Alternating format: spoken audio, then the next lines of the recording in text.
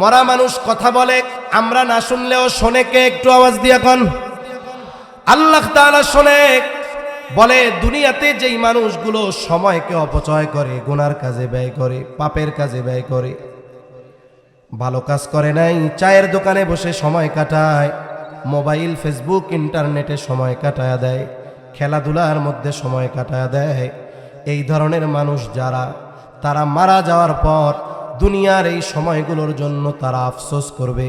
আফসোস করে আল্লাহর কাছে একটা ফরিয়াদ করবে।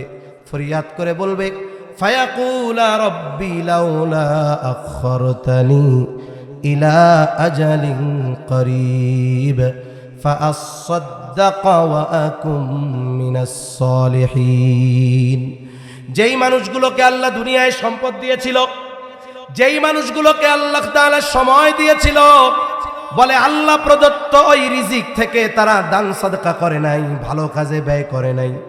সময় ছিল কোরআন তিলাওয়াতের, সময় ছিল মসজিদে বসার, সময় ছিল দাওয়াত ও তাবলীগের মেহনতে যাওয়ার, সময় ছিল উলামা হযরতদের মজলিসে বসার, দ্বীনি মাহফিলগুলোতে বসার, বসে নাই। ওই মানুষগুলো আফসোসের সাথে বলবে, ও রব, যদি আমাকে সামান্য সময়ের জন্য একটু অবকাশ দেওয়া হতো, তার মানে আবার যদি একটু কিছু সময়ের জন্য হায়াত দিয়া দুনিয়ায় পাঠাইতেন, ও রব, আমি আমার সম্পদ থেকে সদকা করতাম, ওয়া আকুম মিনাস সালিহিন, আমি ওই সময়গুলোতে সৎকর্ম করতাম, নেক কর্ম করতাম, এত বেশি ভালো কাজ করতাম যে আমি সৎ কর্মশীলদের অন্তর্ভুক্ত হয়ে যাইতাম। বলেন তো, মৃত্যুর পরে ওই ব্যক্তি আল্লাহ তাআলার কাছে যত আবেগ দরদ নিয়ে সামান্য সময়ের জন্য দুনিয়ায় আসার সুযোগ চাওক না কেন, আল্লাহ তাআলা এক সেকেন্ডের জন্য তাকে অবকাশ দিবে নাকি? এক মুহূর্তের জন্য আসতে পারবে না। অথচ যেই জিনিসটার জন্য সে আফসোস করবে, সেই হায়াত সময় আমার আপনার আছে না নাই? আফসোস, এটার কদর করতে পারতেছি না। পারবো তখন, কিন্তু যখন করার কিছু থাকবে না। فسبحان الذي لا يحصى امتنانه باللسان ولا بالقلم ونشهد أن لا إله إلا الله وحده لا شريك له ونشهد أن سيدنا وسندنا وحبيبنا وطبيبنا وأولانا ومولانا محمد صلى الله تعالى عليه وعلى آله وأصحابه وبارك وسلم تسليما كثيرا كثيرا. أما بعد فأعوذ بالله من الشيطان الرجيم. بسم الله الرحمن الرحيم. إن الله عنده علم الساعة وينزل الغيث ويعلم ما في الأرحام وما تدري نفس ماذا تكسب غدا وما تدري نفس بأي أرض تموت إن الله عليم خبير.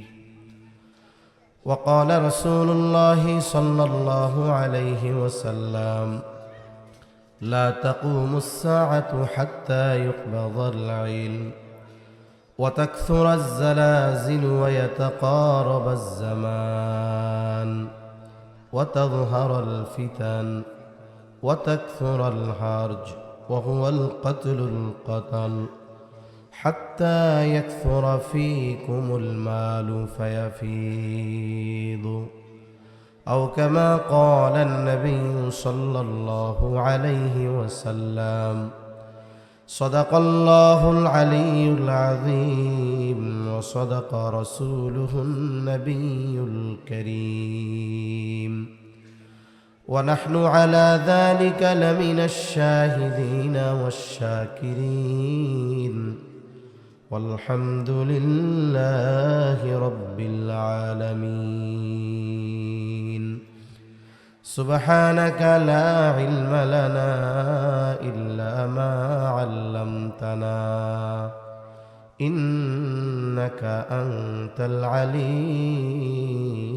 الحكيم আমরা মুহাব্বতের সাথে সবাই দুরূদ শরীফ পাঠ করি اللهم صل على محمد وعلى آل محمد كما صليت على إبراهيم وعلى آل إبراهيم إنك حميد مجيد اللهم بارك على محمد وعلى آل محمد كما باركت على إبراهيم وعلى آل إبراهيم إنك حميد مجيد الحمد لله ঐতিহ্যবাহী শরীয়তপুর জেলার অন্তর্গত আঙ্গারিয়া উসমানিয়া কওমি আরাবিয়া মাদ্রাসা এর উদ্যোগে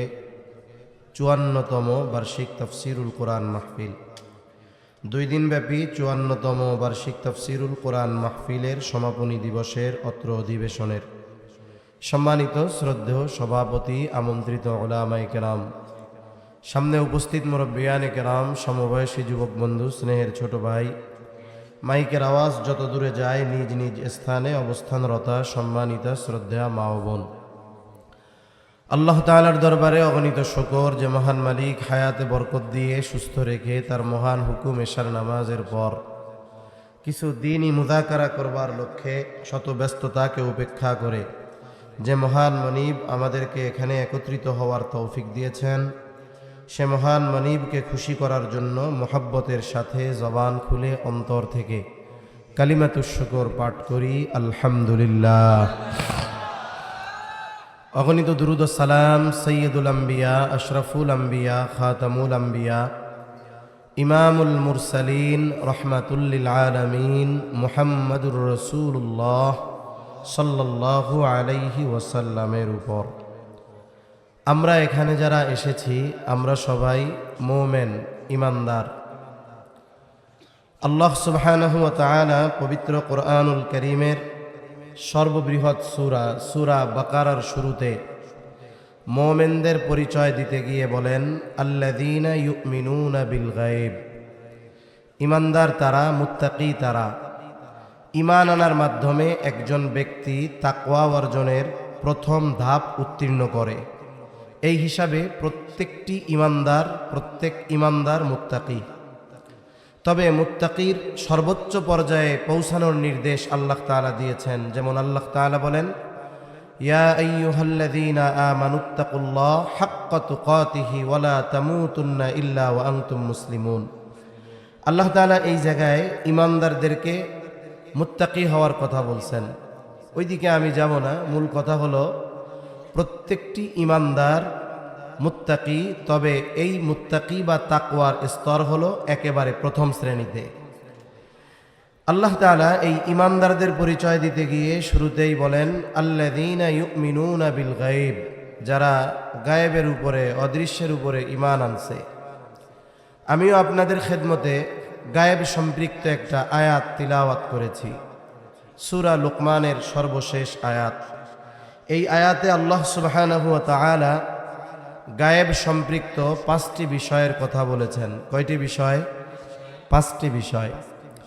অপর আরেক আয়াতে আল্লাহ তাআলা এই বিষয়গুলোকে মাফাতিহুল গায়েব, গায়েবের চাবি সমূহ বলে অভিহিত করেছেন।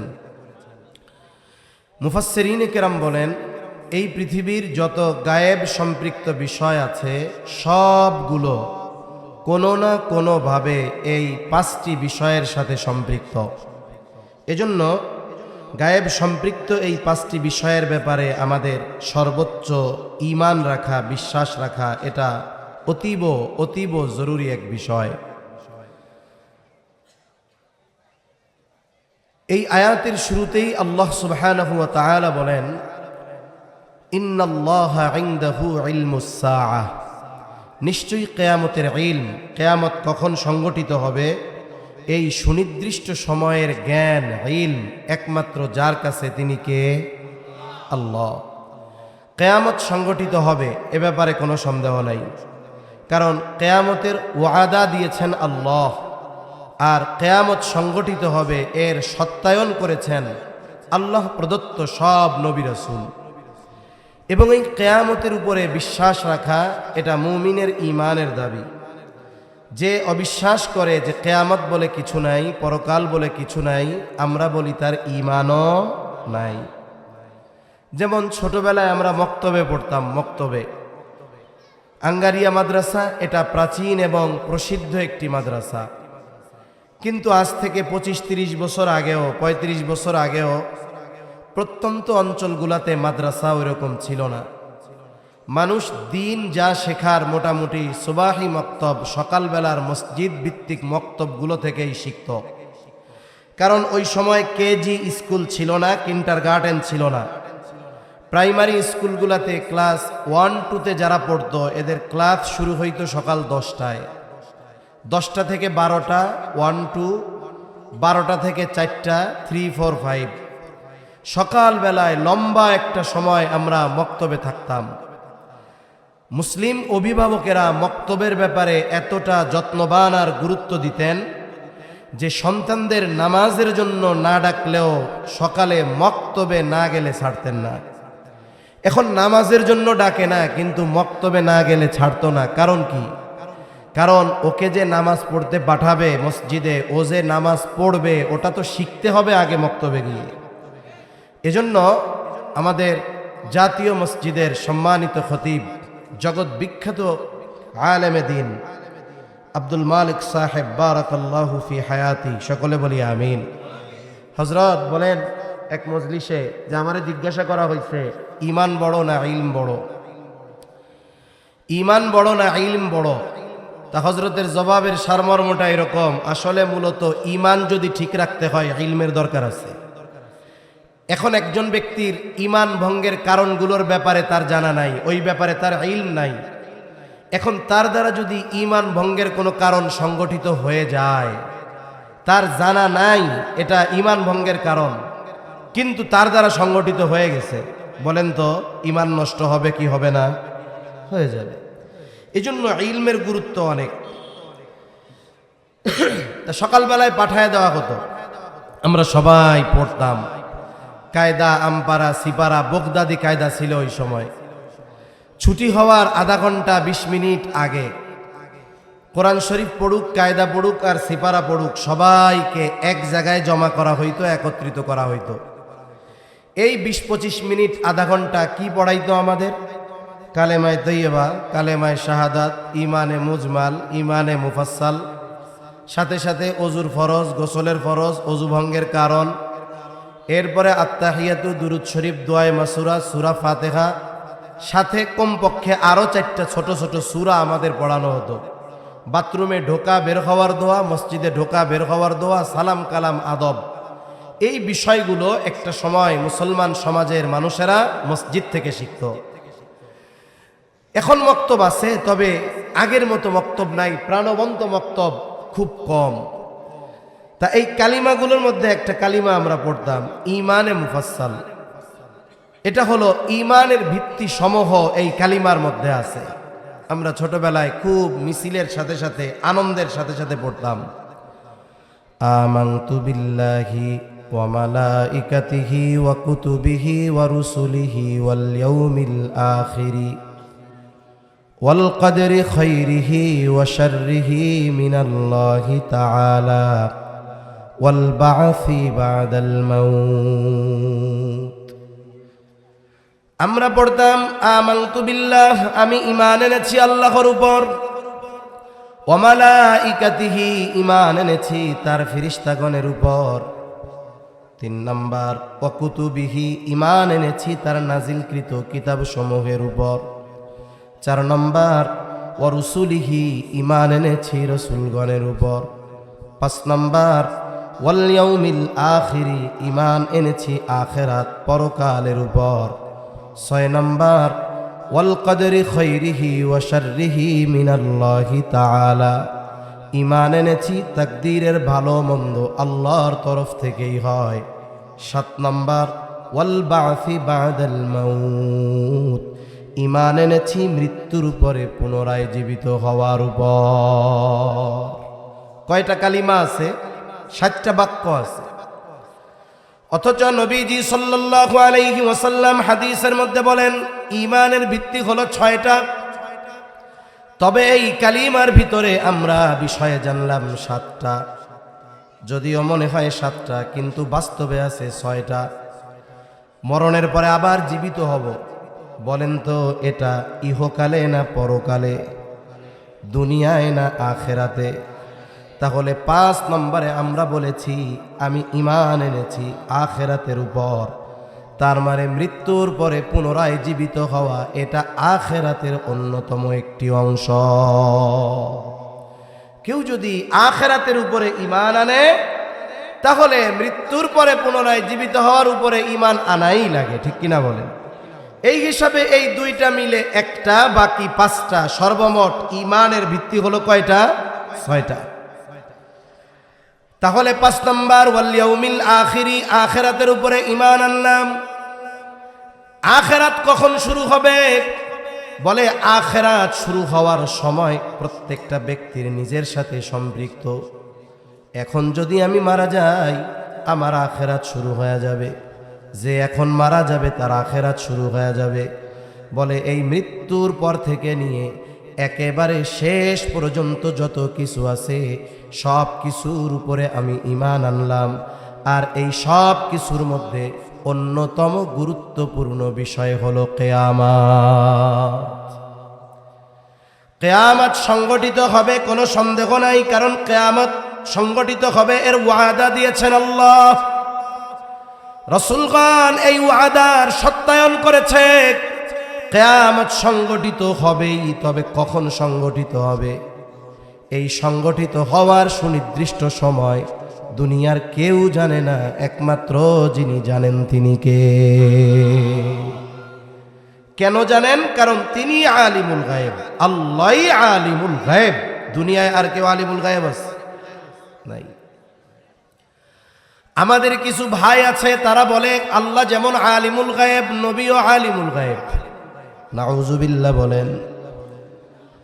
নবীজি আলিমুল গায়েব না। নবীজি আলিমুল গায়েব না হওয়ার কারণে নবীজির সম্মান কমে যাবে না। আমাদের কিছু ভাই নবীকে মোহাব্বত দেখাতে গিয়ে যদিও নবীর সুন্নাত মানবে না, কিন্তু মৌখিক মোহাব্বত অনেক। আমার এই ভাইরা বলে, আমরা যারা বলি নবী আলিমুল গায়েব নয়, আমাদের বলে নবীর দুশ্মন, বকা দেয়, বিভিন্ন মন্দ কথা বলে। কিন্তু একের পর এক অনেক প্রমাণ দেওয়া যাবে। স্বয়ং নবীজির কথা নবীজি বলেন আমি আলিমুল গায়েব না। নবীজি আলিমুল গায়েব। ফেরেশতা হোক আর নবী রাসূল হোক, কেউ আলিমুল গায়েব। প্রসিদ্ধ একটা হাদিস আছে, হাদিসটাকে বলা হয় হাদিসে জিবরিল। আর এক নাম হলো উম্মুস সুন্নাহ। হাদিসে জিবরিল বলা হয় কারণ হলো জিবরাইল আলাইহিস সালাম সাহাবায়ে কেরামের উপস্থিতিতে মানবাকৃতিতে নবীজির সাথে সাক্ষাৎ করছেন, নবীজিকে কিছু প্রশ্ন করছেন। আর এই প্রশ্নগুলোর মধ্যে মূলত উদ্দেশ্য সাহাবায়ে কেরামকে দ্বীনের মৌলিক বিষয়গুলো শিক্ষা দেওয়া। জিবরাইল আলাইহিস সালাম আসছেন, লম্বা হাদিস হযরত ওমর রাদিয়াল্লাহু তাআলা আনহু থেকে বর্ণিত। জিবরাইল আলাইহিস সালামকে ওহীর বাহক রূহুল আমিন নবীজির কাছে আসছেন। সাহাবায়ে কেরাম চিনতে পারেন নাই। নবীর সাল্লাল্লাহু আলাইহি ওয়াসাল্লামের হাঁটুর সাথে হাঁটু লাগায়া বসছেন। এবার প্রশ্ন করা শুরু করছেন। 1 নম্বরে প্রশ্ন করতেছেন, আখবিরনি আনিল ইসলাম, আপনি আমাকে ইসলামের ব্যাপারে খবর দেন, ইসলাম কি জিনিস আমারে বলেন। আমরা সবাই জানি, বলেন তো ইসলামের ভিত্তি কয়টা? আরো জোরে কয়টা? নবীজি ওই 5টার কথা বললেন। জিবরাইল আলাইহিস সালাম সত্যায়ন করলেন, হ্যাঁ ঠিক বলছেন। 2 নাম্বার প্রশ্ন, আখবিরনি আনিল ঈমান, আমাকে ঈমানের ব্যাপারে খবর দেন। ঈমান কি জিনিস আমারে বলেন। নবীজি এবার ওই 6টা বিষয় বললেন। কোন 6টা? ঈমানে মুফাসসালে যেই 6টা বিষয় আমরা শিখছি, মুখস্থ আছে তো আমাদের সবার? আছে। এরপরে নবীজি সাল্লাল্লাহু আলাইহি ওয়াসাল্লামকে প্রশ্ন করা হলো, আখবিরনি আনিল ইহসান, ইহসান কি জিনিস, ইহসানের ব্যাপারে আমারে বলেন, খবর দেন। নবীজি সাল্লাল্লাহু আলাইহি ওয়াসাল্লাম জবাব দিলেন, আন তা'বুদাল্লাহা কাআন্নাকা তারাহু ফাইন লাম তাকুন তারাহু ফাইন্নাহু ইয়ারাকা, যে তুমি এমন ভাবে ইবাদত করবা তুমি কেমন যেন আল্লাহকে দেখতেছো। যদি এমনটা না হয়, আল্লাহ তাআলা যে আমাকে আপনাকে দেখেন, এ ব্যাপারে কোনো সন্দেহ আছে নাকি? এ বিশ্বাস তো থাকতেই হবে যে আমার রব আমাকে দেখতেছে, এ ব্যাপারে কোনো সন্দেহ নাই। এরপরে নবীজি সাল্লাল্লাহু আলাইহি ওয়াসাল্লামকে প্রশ্ন করা হলো, আখবিরনি আনিস সাআহ, আমাকে কিয়ামতের ব্যাপারে খবর দেন, কিয়ামত কখন সংঘটিত হবে। প্রশ্ন করতেছে রূহুল আমিন, জবাব দিচ্ছেন রহমাতুল লিল আলামিন। নবীজি এই প্রশ্নের জবাবে বললেন, মাল মাসউলু আনহা বিআলামা মিনাস সাইল, এই ব্যাপারে যাকে প্রশ্ন করা হয়েছে তিনি প্রশ্নকারীর চাইতে বেশি জানেন না। দুইজন তো দুইজনের চিনে নাকি? কেমন যেন নবীজি বলতেছে, ভাই জিবরিল, এই যে প্রশ্ন করছেন এর উত্তর আমি যেমন জানি না আপনিও জানেন না। তাহলে কিয়ামত কখন সংগঠিত হবে নবীজি জানেন, জিবরাইল আলাইহিস সালাম জানেন, একমাত্র জানেন কে? কেন জানেন? তিনি আলিমুল গায়ব, এই জন্য তিনি জানেন। নবীজি সাল্লাল্লাহু আলাইহি ওয়াসাল্লাম এই হাদিসের মধ্যে 2টা আলামতের কথা উল্লেখ করেছেন। একটা নিয়ে আমরা একটু কথা বলি। যখন বলা হলো যে আমারে কিছু আলামতের খবর দেন, আলামত বলেন, নবীজি 1 নম্বরে বললেন, আংতালিদাল আমাতু রব্বাতাহা, দাসী তার মনিবকে প্রসব করবে। দাসী তার মনিবকে প্রসব করবে। মুহাদ্দিসিনে কেরাম কয়েকটা ব্যাখ্যা করেন, একটা ব্যাখ্যা আমরা একটু আলোচনা করি। ইউরোপিয়ান যেই কালচার, পাশ্চাত্য কালচার, পশ্চিমাদের যেই কালচার সংস্কৃতি, সভ্যতার মুখোশে সর্বোচ্চ অসভ্যতার নোংরামির মধ্যে ভরা, ওই কালচার আমদানি করার অপচেষ্টা কিন্তু আমাদের দেশে একদল লোক চালায়া যাচ্ছে। এটা মনে করার সুযোগ নাই এক দেশের আধিপত্য থেকে বাঁচতেছি, বাঁচার চেষ্টা করতেছি, এমন না। পরিস্থিতি এমন হচ্ছে কেমন যেন খাল কেটে কুমির আনা হচ্ছে। খাল কেটে কুমির আনতেছে, উনি কয় সুবহানাল্লাহ। পাশ্চাত্য কালচার, অপসংস্কৃতি, নোংরামি, অশ্লীলতা আমাদের সমাজে, আমাদের ঘরে ঘরে সহজ করার সর্বোচ্চ ষড়যন্ত্র চলতেছে। এই কালচার, এটা এত নোংরা, এটা মানুষ, একজন বিবেকবান মানুষ এদের কিছু কাজ কল্পনা করতেও ঘৃণা পাবে। এদের সমাজে মায়ের সাথে সন্তান, বাবার সাথে মেয়ে, ভাইয়ের সাথে বোন, জেনা ব্যভিচারে লিপ্ত হওয়া, এটা তারা খারাপ কোনো কিছু মনে করে না। সন্তান মনে করে সে মায়ের চাহিদা পূরণ করেছে, ভাই মনে করে সে বোনের চাহিদা পূরণ করেছে, বাবা মনে করে সে মেয়ের চাহিদা পূরণ করেছে। অথচ আমাদের মুসলিম সমাজে একজন মানুষ যত পাপী হোক না কেন, এই ধরনের কোনো বিষয় সে কল্পনাও করে না। বরং এরকম যদি কিছু শুনে বারবার আস্তাগফিরুল্লাহ পড়ে, কি শুনলাম এইগুলো। অথচ ওই সমাজে এই ধরনের কাজ এর বৈধতা আছে যদি উভয়ের সম্মতি থাকে। নাউজুবিল্লাহ। কিন্তু মুসলিম সমাজে ওই ধরনের অন্যায় নাই, অপরাধ নাই। তবে কি আছে? বলে মায়ের সাথে অসৎ আচরণ। এই অসৎ আচরণের মাত্রা কত বেশি! অনেকের জীবন তো এমন, একজন মা সন্তানের বয়স 2 বছর, স্বামী মারা গেছে, শুধুমাত্র সন্তানের চেহারার দিকে তাকায়া ওই মা অন্য কোথাও বিবাহ বন্ধনে আবদ্ধ হয় নাই। সন্তানের জন্য সে সর্বস্ব ত্যাগ করে সন্তানকে লেখাপড়া শিখাইল। সন্তান ঢাকা শহর চলে গেছে, উচ্চশিক্ষায় শিক্ষিত হয়ে গেছে, চাকরি করে, বড় ব্যবসা করে। এখন সে কোটি কোটি টাকার মালিক, ঢাকা শহর 5 তলা 7 তলা 10 তলা বাড়ি। কিন্তু আফসোস, যেই মা তার জন্য এত ত্যাগ, এত কষ্ট, ওই মা গ্রামের কুড়ে ঘরে এখনো পড়ে আছে। আফসোস, যেই মার অবদানে সন্তানের ওই অবস্থান, ওই সন্তানের 5 তলা বাড়ির গাছতলায়ও মায়ের জায়গা হয় না। আছে না এরকম? অনেক আছে, অনেক। শুধু তাই না, এরকমও ঘটনা আছে, মা যেই বেলা কাজ করে ওই বেলা খাবার দেয়, যেই বেলা ঘরের কাজ করতে পারে না, অসুস্থ দুর্বল, ওই বেলা খাবার দেয় না। কয়েক জায়গায় দেখলাম এমন ঘটনা ঘটছে, একাধিক সন্তান, মা বৃদ্ধ হয়ে গেছে, এই জন্য ভাইয়েরা পরামর্শ করে মাকে বস্তার মধ্যে ভরে এক অজ্ঞাত স্থানে ফালায় রেখে আসছে। এই ধরনের কাজ সময়ের সাথে সাথে বাড়তেছে না কমতেছে? এটা তো কিয়ামতের আগে আরো বাড়বে। তবে আমাদের সচেতন হতে হবে এই ধরনের কাজ যেন আমাদের মাধ্যমে না হয়, কারণ মা বাবা দুনিয়ার মধ্যে সবচাইতে বড় এক নিয়ামত। তাহলে বলার উদ্দেশ্য ছিল যে এইটা হাদিসের অংশটা, কিয়ামত কখন সংগঠিত হবে এর সুনির্দিষ্ট সময় জিবরাইল আলাইহিস সালামও জানে না, নবীজিও জানেন না। তবে নবীজি সাল্লাল্লাহু আলাইহি ওয়াসাল্লাম কিয়ামতের আলামত জানায় দিয়েছেন। আলামত সম্পৃক্ত একটা হাদিস আমি আপনাদের খেদমতে পাঠ করেছি। নবীজি সাল্লাল্লাহু আলাইহি ওয়াসাল্লাম বলেন, 6টি বিষয়ের কথা নবীজি এই হাদিসের মধ্যে বলেছেন। নবীজি সাল্লাল্লাহু আলাইহি ওয়াসাল্লাম জানিয়ে দেন, এই 6টা বিষয় যতক্ষণ সংগঠিত না হবে ততক্ষণ পর্যন্ত কিয়ামত সংগঠিত হবে না। কয়টা বিষয়? 6টা বিষয়।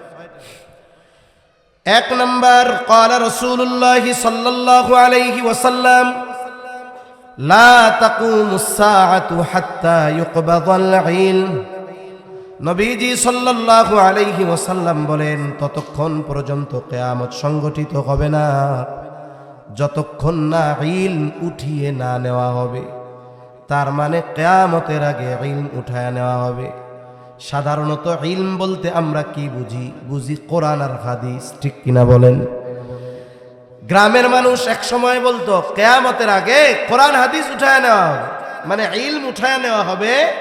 এই কথাটা ওনারা ওনাদের ভাষায় বলতেন যে কিয়ামতের আগে কোরআন হাদিস উঠায় নেওয়া হবে। এখন কথা হলো, কোরআন হাদিস আল্লাহ উঠায় নেবেন কেমনে?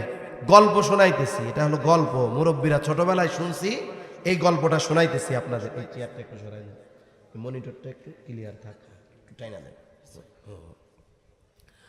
মুরব্বীরা গল্প শোনাইতেন যে কোরআন হাদিস কিয়ামতের আগে উঠায় নিবে। এখন উঠাবে কেমনে, এটার গল্প আর কি। মুরব্বীরা কি বলতো আগে গ্রামে, কয় একদিন ইমাম সাহেব মসজিদে ফজরের নামাজে দাঁড়াবে। ফজরের নামাজে তাকবীরে তাহরিমা বলবে, আল্লাহু আকবার বলবে, হাত বাঁধবে, সানা পড়বে, আউযুবিল্লাহ বিসমিল্লাহ পড়বে।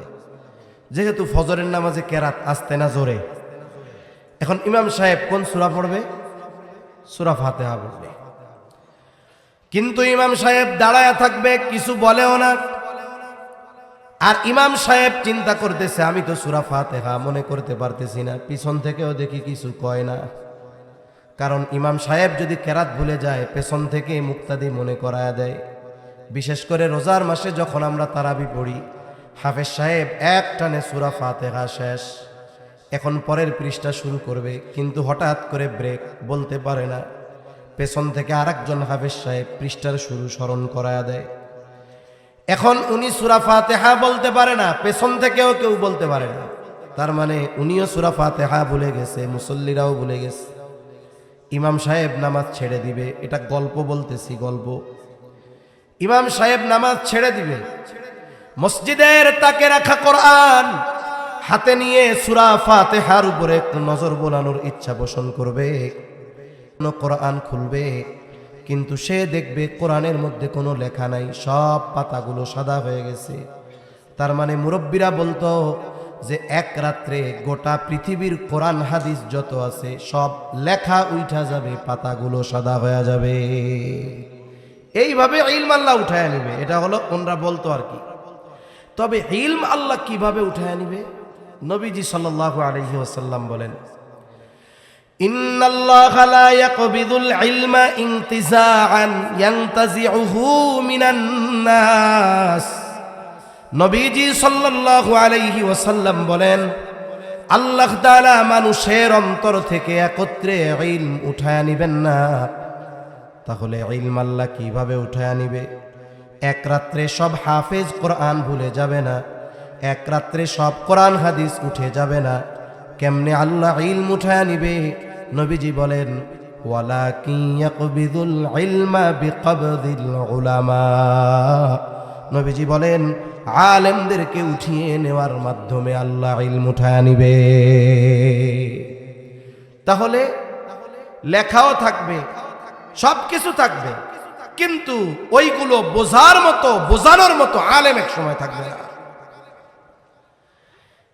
এখন তো আরো সময়ের সাথে সাথে কোরআন হাদিসের পৃষ্ঠা কত সুন্দর, ছাপাগুলো চকচকে, পৃষ্ঠাগুলো ঝকঝকে, তাই না? অথচ অবস্থা কি? মসজিদগুলো পাকা, মুসল্লিগুলো কাঁচা। নবীজি সাল্লাল্লাহু আলাইহি ওয়াসাল্লাম আমার হাদিসের মধ্যে বলেন, ইউশিকু আন ইয়াতিয়া আলান নাসি জামান লা ইয়াবকা মিনাল ইসলাম ইল্লা ইসমুহু ওয়া লা ইয়াবকা মিনাল কুরআনি ইল্লা রাসমুহু।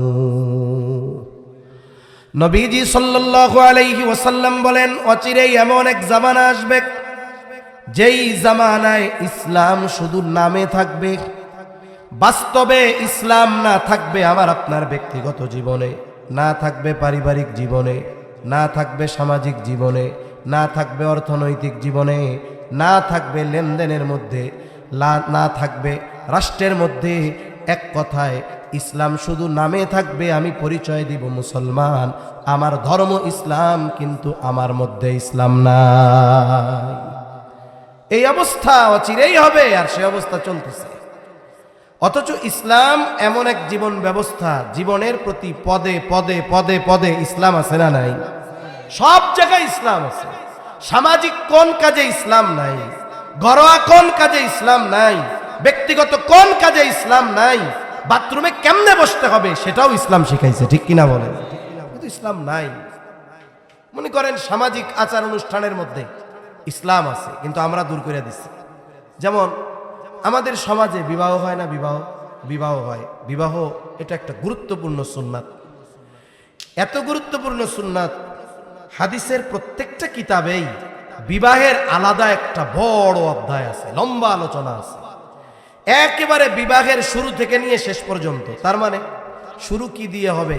যে কোন গুণের মেয়ে, কোন ধরনের ছেলে, এই গুণগুলো থেকে নিয়ে শুরু করে, বিবাহের গুরুত্ব থেকে নিয়ে শুরু করে, একবারে যদি জীবনের কোনো পর্যায়ে কোনো কারণে বিবাহ বন্ধন বিচ্ছিন্ন করতে হয়, শরীয়ত সকল কিছু, শরীয়ত কোন পন্থায় করতে হবে ইসলামী শরীয়তে আছে না নাই? জোরে বলেন। সব আছে। মেয়ে দেখবে, কিভাবে দেখবে, কে দেখবে, কি করবে, সব আছে।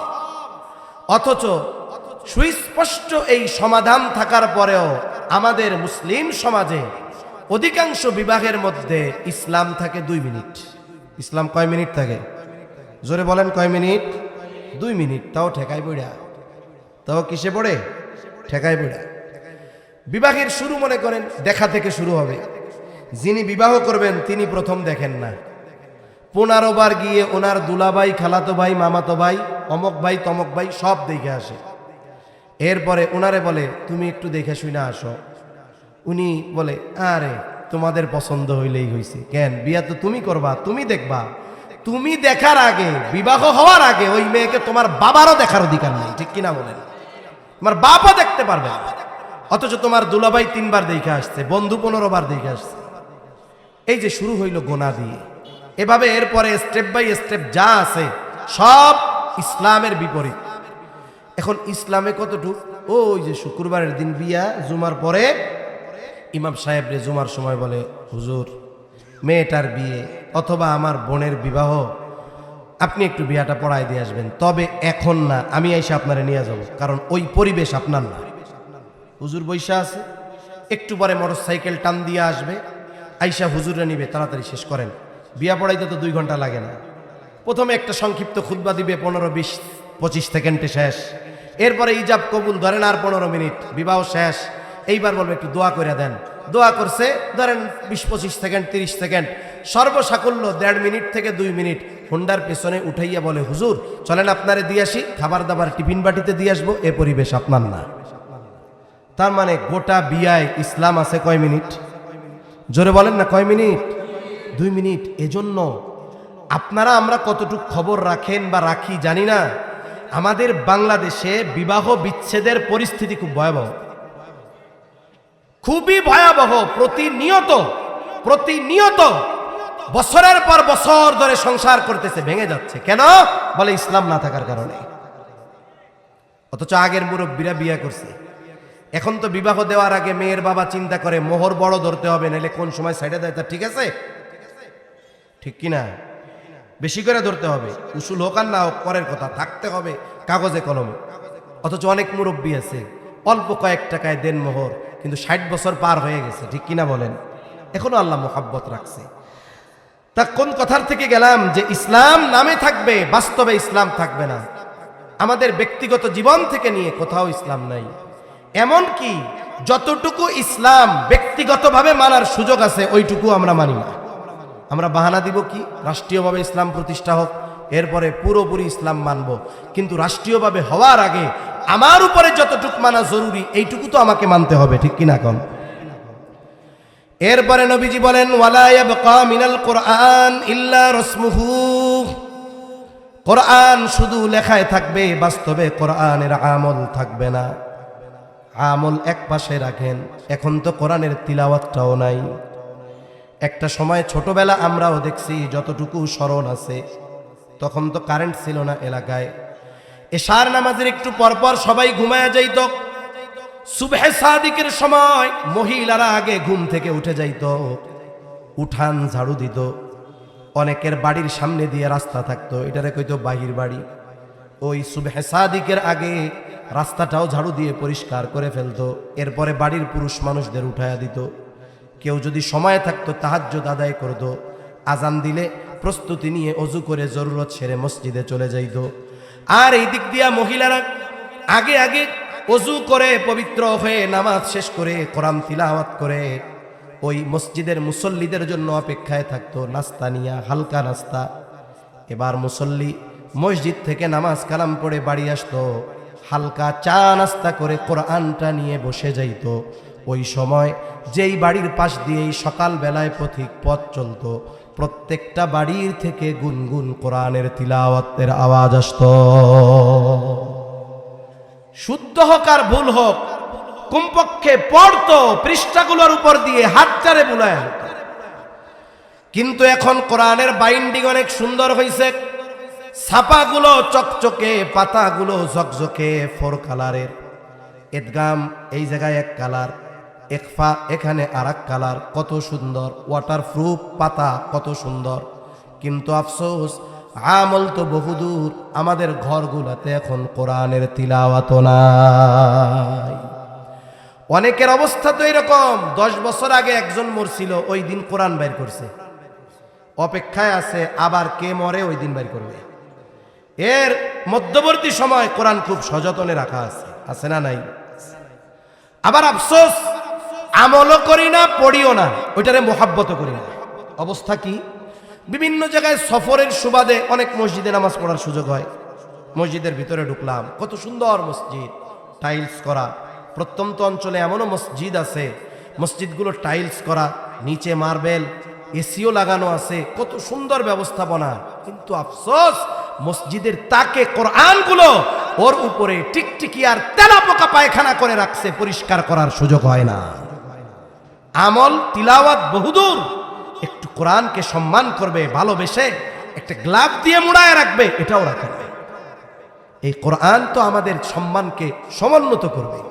আর এই কোরআনকে যদি আমরা সম্মান না করতে পারি, কোরআনের হক যদি আদায় না করতে পারি, তাহলে এই কোরআনের কারণে আমাদেরকে অপমানিত হতে হবে। কোরআন হলো এমন এক কিতাব, এটা যেমন সম্মানিত করে, ওরকম লাঞ্ছিত অপমানিত করতে পারে। তাহলে বলতেছিলাম যে আল্লাহ তাআলা কিয়ামতের আগে ইলম উঠায় নিবে। কেমনে নিবে? এক রাত্রে কোরআন হাদিস আল্লাহ উঠায় নিবেন না, বরং আলেমদেরকে উঠায় নেওয়ার মাধ্যমে আল্লাহ ইলম উঠায় নিবে। সমকালীন কাছাকাছি সময় আমাদের যেই মুরব্বীরা দুনিয়া থেকে চলে গেছেন, আকাবিরেরা চলে গেছেন, শাইখুল ইসলাম আল্লামা শাহ আহমদ শফি রহমাতুল্লাহি আলাইহি এই মাদ্রাসার অন্যতম মুরব্বী, সকলের সেরে তাজ আল্লামা নূর হুসাইন কাসেমি রহমাতুল্লাহি আলাইহি, আল্লামা জুনাইদ বাবু নগরী রহমাতুল্লাহি আলাইহি, মুফতি আব্দুস সালাম চাটগামী রহমাতুল্লাহি আলাইহি, কাছাকাছি সময়ের যারা, বলেন তো যে চলে গেছে তার পদ ঠিকই পূর্ণ হয়েছে, কিন্তু তার মতো ইলমের শূন্যতা পূর্ণ হয়েছে নাকি? এটা হয় নাই, এটা হবে না। ধারাবাহিকতার সাথে সাথে কমতে থাকবে। সময়ের সাথে সাথে বুঝমান আলিমদেরকে আল্লাহ উঠায় নিবেন। একটা সময় কি হবে, ওই রকম কোরআন হাদিসের গভীর পাণ্ডিত্য অর্জন করে নেওয়ালা ব্যক্তিরা থাকবে না, মুত্তাকি আলেমরা থাকবে না। তখন জাহেলরা তাদেরকে সমাজের মানুষ ধর্মীয় নেতা হিসাবে গ্রহণ করবে। এরপরে কি হবে? ফতোয়া জিজ্ঞাসা করবে, ও ফতোয়া দিবে, ও ফতোয়া গ্রহণ করে আমল করবে। এই উভয়টাই গুমরাহ হবে। এজন্য আমাদের কি দরকার? প্রথমত দরকার, আমি আপনি মানি আর না মানি, জেনারেল মানুষ মানুক আর না মানুক, অনুধাবন করুক আর না করুক, কিয়ামত আমাদের থেকে দূরে থাকার অন্যতম কারণ আমাদের এই মুরব্বী উলামায়ে কেরাম। ওনারা আছেন, ওনাদের কারণে আল্লাহ তাআলা কিয়ামতকে ত্বরান্বিত করে রাখছেন। এখন ওনারা আসতেছেন কোন জায়গা থেকে? বলে এই মাদ্রাসাগুলা থেকে। এজন্য এই মাদ্রাসা উলামায়ে কেরাম আমাদের কল্যাণকামী। মাদ্রাসা থাকবে, দারস তাদরিস থাকবে, এখান থেকে আলেম হবে, আলেম দুনিয়ায় থাকবে, আল্লাহ তাআলা কিয়ামতকে আমাদের থেকে দূরে রাখবে। এজন্য আমরা মাদ্রাসা উলামায়ে কেরাম এই বিষয়গুলোর ব্যাপারে সর্বোচ্চ কদর করব। আর যেই সমস্ত মুরব্বীরা বেঁচে আছেন, ওনাদের জন্য আল্লাহ তাআলার কাছে নেক হায়াত কামনা করব। কারণ ওনাদের অবস্থান যত দীর্ঘ সময় হবে, আমাদের থেকে কিয়ামত তত দূরে থাকবে। তাহলে নবীজি এক নম্বর বলেন, লা তাকুমুস সাআতু হাত্তা ইউকবাদাল ইলম। কিয়ামত ততক্ষণ পর্যন্ত সংগঠিত হবে না যতক্ষণ না ইলম উঠিয়ে না নেওয়া হবে। দুই নম্বর, নবীজি সাল্লাল্লাহু আলাইহি ওয়াসাল্লাম বলেন, ওয়া তাকসুরাজ জালাজিলু। কিয়ামতের আগে জালজালা বেড়ে যাবে, অতিরিক্ত জালজালা হবে, ভূমিকম্প হবে, ভূমিধস হবে। বিজ্ঞান বলে, বিজ্ঞানীরা বলে পৃথিবীতে প্রতিনিয়ত ভূমিকম্প হয়, সব সময় হয়। তবে ভূমিকম্পের মাত্রা কম থাকার কারণে এটা আমরা অনুধাবন করি না। আমরা অনুধাবন করতে পারি কখন? বলে ভূমিকম্পের মাত্রা যখন একটু বাড়ে। এই পৃথিবীতে 2, 2.5, 3 মাত্রার ভূমিকম্প সব সময় হয়। তবে 7, 8 এই ধরনের বড় মাত্রার ভূমিকম্প 5 সেকেন্ড 6 সেকেন্ড হয়। অনেক সময় বলে না ভূমিকম্পের মাত্রা কত ছিল, বলে রিক্টার স্কেল ছিল 7.5। বলে ভূমিকম্পের মেয়াদকাল কত ছিল, বলে 7 সেকেন্ড ছিল। এই 7 সেকেন্ডের নড়াচড়ায় কি হয়, এই যে কিছুদিন আগে তুরস্কে ভূমিকম্প হয়েছে, কয়েক বছর আগে, উঁচু উঁচু বিল্ডিংগুলো তছনছ হয়ে পড়ে গেছে। আফগানিস্তানে হয়েছে, হাজার হাজার মানুষ মারা গেছে। কিছুদিন আগে থাইল্যান্ড আর মায়ানমার সীমান্তে হয়েছে, বড় বড় অত্যাধুনিক বিল্ডিংগুলো এরকম বাতাসের মতো নড়ছে। এগুলো কিয়ামতের আগে আরো বাড়বে। বিজ্ঞানীরা বলে আমরা পৃথিবীর উপরিভাগে বসবাস করি। আমরা যে উপরিভাগে বসবাস করি এগুলো বিভিন্ন খণ্ডে বিখণ্ডে বিভক্ত। এগুলোর এক একটাকে বলা হয় এক একটা প্লেট, টেকটনিক প্লেট বলে। এগুলো নড়াচড়া করে, নড়াচড়া সব সময় করে। যখন বেশি হয় তখন ওই যে ভূমিকম্পের মাধ্যমে মানুষের ক্ষতি হয়, জানমালের ক্ষতি হয়।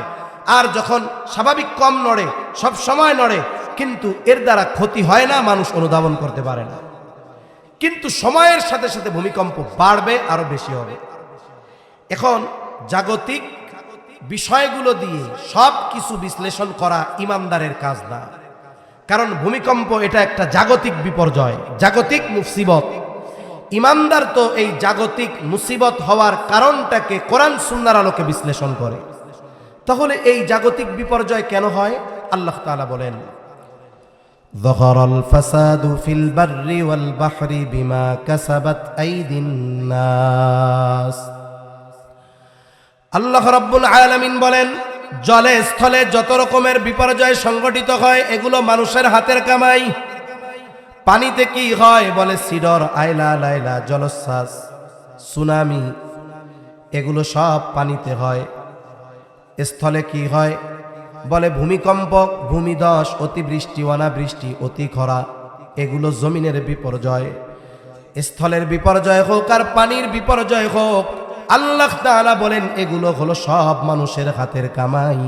তাহলে এই যে ভূমিকম্প হয় এগুলো মূলত আমাদের পাপের কারণে হয়। কিয়ামতের আগে পাপ বাড়বে, এই জন্য ভূমিকম্পর মাত্রাও বাড়তে থাকবে। বড় বড় ভূমিকম্প হবে। নবীজি সাল্লাল্লাহু আলাইহি ওয়াসাল্লাম হাদিসের মধ্যে অনেক কারণ জানায় দেন। জুলুম বাড়বে, মানুষ যাকাতকে জরিমানা মনে করবে, অশ্লীলতার প্রসার ঘটবে, বেহায়াপনা, জেনা ব্যভিচার বাড়বে, মানুষ গান বাদ্যকে বৈধ মনে করা শুরু করবে। এই ধরনের পাপগুলো যখন সমাজে সংগঠিত হতে থাকবে, বেশি বেশি হতে থাকবে, ভূমিকম্প বাড়তে থাকবে, তাহলে বোঝা গেল কিয়ামতের আগে ভূমিকম্প বাড়বে। বাড়ার মূল কারণ কি? বলে পাপ বাড়বে। ঠিক আছে, পাপও বাড়বে, তবে আমাদের দ্বারা যেন এই ধরনের পাপ না হয়। আল্লাহ আমাদের হেফাজত করুক, বলি আমিন। 3 নাম্বার, নবীজি সাল্লাল্লাহু আলাইহি ওয়াসাল্লাম বলেন, ওয়ায়াতাকারাবাজ জামান, কিয়ামতের আগে সময় নিকটবর্তী হয়ে যাবে। মুহাদ্দিসিনে কেরাম বলেন উদ্দেশ্য হলো সময় বরকত শূন্য হয়ে যাবে। কারণ আজ থেকে 100 বছর আগেও 12 বছরে এক যুগ হইত, এখনো 12 বছরে এক যুগ। তবে আখিরুজ জামানে অবস্থা এমন হবে কেমন যেন এক জুমা থেকে আর এক জুমা তাড়াতাড়ি চলে আসবে। এক যুগকে মনে হবে 1 বছরের মতো, বছরকে মনে হবে মাসের মতো, মাসকে মনে হবে সপ্তাহের মতো, সপ্তাহকে মনে হবে দিনের মতো, দিনকে মনে হবে ঘন্টার মতো, ঘন্টাকে মনে হবে মিনিটের মতো, মিনিটকে মনে হবে আগুনের স্ফুলিঙ্গ তথা সেকেন্ডের মতো। মূল কথা হলো সময় থেকে আল্লাহ বরকত উঠায় নিয়ে যাবে। এই পৃথিবীর অন্যতম একজন মুহাক্কিক আলেমে দ্বীন জাস্টিস মুফতি তকি উসমানী দামাত বারকাতুহুমুল আলিয়া হযরত সময়ের মূল্যায়ন নিয়ে একটি বয়ান করতে গিয়ে বলেন, প্রত্যেকটা ব্যক্তি সময়কে ব্যবহারের মাধ্যমে সময়কে প্রলম্বিত করতে পারে, আবার সময়ের অপব্যবহারের মাধ্যমে সময়কে সে বরকত শূন্য করে ফেলে। তাহলে সময়ের ব্যবহারের মাধ্যমে সময় প্রলম্বিত হয়। বলে এটা কেমনে সম্ভব? একটা দুইটা উদাহরণ দিলে আশা করি বুঝতে সহজ হবে। ভালো কাজে সময় লম্বা হয়, এটা হলো মূল কথা। ভালো কাজে সময় কি হয়? লম্বা হয়, লম্বা হয়। এটা মানুষের মনের সাথেও সম্পৃক্ত বিষয়। এগুলো মনে করেন এক এলাকায় এক ইমাম 10 বছর ধরে আছে। মুসল্লি কমিটি ইমামের বেতন বাড়াইতে পারুক আর না পারুক, কিন্তু মোটামুটি ইমামের ব্যক্তিগত বিষয়ের উপরে পিএইচডি করে ফেলে, তাই না? যে ইমাম সাহেবের ফজরের নামাজে কয় মিনিট লাগে, জোহরে কয় মিনিট, আসরে কয় মিনিট, মাগরিবে কয় মিনিট, তাই না? কয় প্লেট খায়, সব মুখস্থ হয়ে যায়। বেতন টেতন না বাড়ুক, অসুবিধা নেই, এগুলো পিএইচডি করে ফেলে। আবার এখনকার আর এক ঝামেলা হলো, প্রত্যেক মসজিদের সামনে একবারে মুসল্লিদের সামনের দিকে কোন কোন মসজিদে 3, 4, 5টা ঘড়িও থাকে। এটা আর এক ফ্যাসাদ। ফ্যাসাদ কেন বলেন তো? নামাজের একটা সময় দেওয়া আছে, ঠিক আছে, আছে, ইমাম সাহেবও আছে। আমাদের দেশের মানুষ যেই ঘড়ির কাঁটাটা কাছাকাছি যায়, ইমাম সাহেব দাঁড়ানোর আগে মুসল্লি দাঁড়ানো সারা দাঁড়ায় কি দাঁড়ায় না? জুমার দিন দেখেন না কি অবস্থা।